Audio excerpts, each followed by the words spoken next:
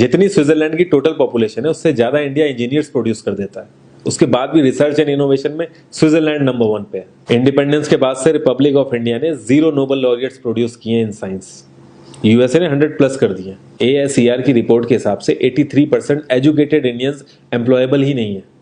और ये जो सुंदर पिचाई सत्या नदेला की हम बात करते हैं, इन्होंने भी आगे चल के अपनी एजुकेशन बाहर से ही करी है। और ये सारी चीजें जो मैं बोल रहा हूँ ना, इसका रूट कॉज फाइंड आउट करने के लिए हमें थोड़ा सा पीछे जाना पड़ेगा। जब ब्रिटिशर्स हम पे रूल कर रहे थे तो ईस्ट इंडिया कंपनी के सामने 2 मेजर चैलेंजेस थे।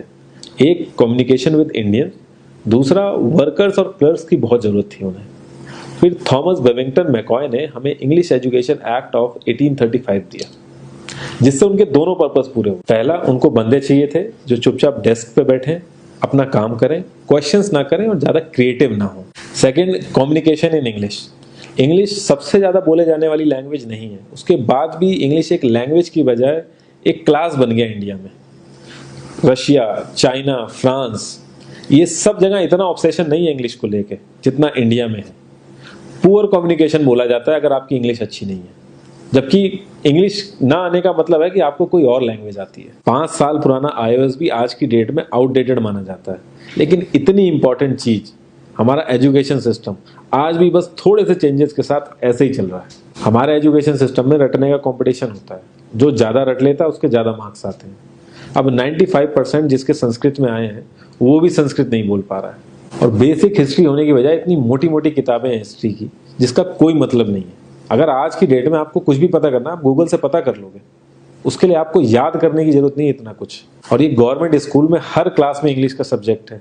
12-12 साल लगाने के बाद भी लोग इंग्लिश नहीं बोल पा रहे हैं। और बिना किसी बुक को पढ़े 5 साल का बच्चा सीख लेता है, क्योंकि उसको वैसा एनवायरमेंट मिल जाता है। A+B का whole square is equal to A² + B² + 2AB।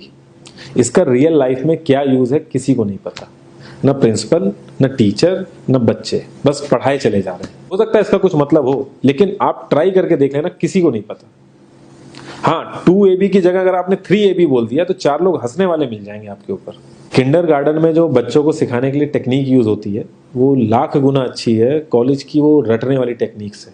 और जिन बच्चों के बहुत ज्यादा नंबर आते हैं ना, जो वो छुपा छुपा के एग्जाम में लिखते हैं, आप देखोगे जब वो रियल लाइफ में जाते हैं ना तो ज्यादातर क्रम्बल करते हैं।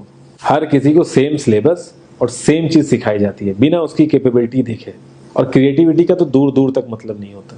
अब एक लाइन से आप शेर, मछली, सांप, हाथी सबको लाइन से खड़ा कर दो और उनसे कहो पेड़ पे चढ़ो, उनको तो जिंदगी भर यही लगेगा ना कि वो तो किसी काबिल ही नहीं है। और द्रोणाचार्य ने भी पांडवों को उनकी स्किल सेट के हिसाब से उनको चीजें सिखाई, सबको एक ही चीज नहीं सिखा दी। और हमारे एजुकेशन सिस्टम में ज्यादा ऑप्शंस भी नहीं है। सबसे ऊपर साइंस, फिर कॉमर्स, और सबसे नीचे जाके कहीं नंबर आता है आर्ट्स का।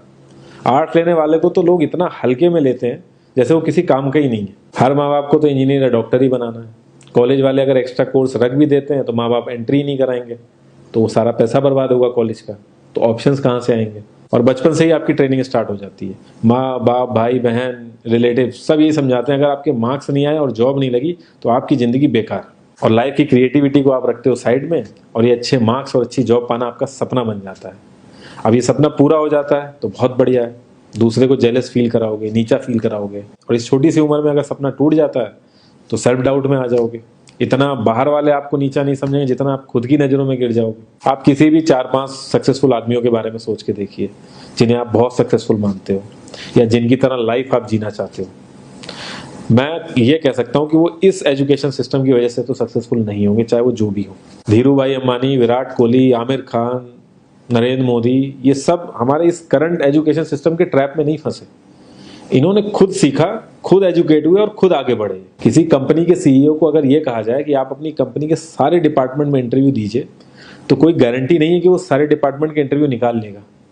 और ये भी हो सकता है कि वो आधे से ज्यादा डिपार्टमेंट के लिए क्वालिफाई ना करे एजुकेशन वाइज, लेकिन वो पूरी कंपनी चला सकता है। तो ये जो एक स्किल है, इसके बारे में बात क्यों नहीं होती? लोग अपनी 25% से ज्यादा जिंदगी इस करंट एजुकेशन सिस्टम में लगा देते हैं ताकि अपने से कम पढ़े लिखे आदमी की कंपनी में जाके उसके सपने पूरे कर सकें। इंडिया का जो करंट एजुकेशन सिस्टम है, अगर वो इतना ही अच्छा है तो जो भी सेलिब्रिटीज हैं, पॉलिटिशियंस हैं, वो अपने बच्चों को बाहर क्यों भेज रहे हैं पढ़ने के लिए? इनफैक्ट पॉलिटिशियंस के साथ तो ऐसा करना चाहिए जिस एरिया से वो जीते हो उसी एरिया के गवर्नमेंट कॉलेज में उनके बच्चे को पढ़ना कंपलसरी हो जाए, तभी वहां के गवर्नमेंट कॉलेज सुधर सकते हैं। 368 प्यून की जॉब के लिए 1.5 लाख ग्रेजुएट और 24,968 पोस्ट ग्रेजुएट ने अप्लाई किया।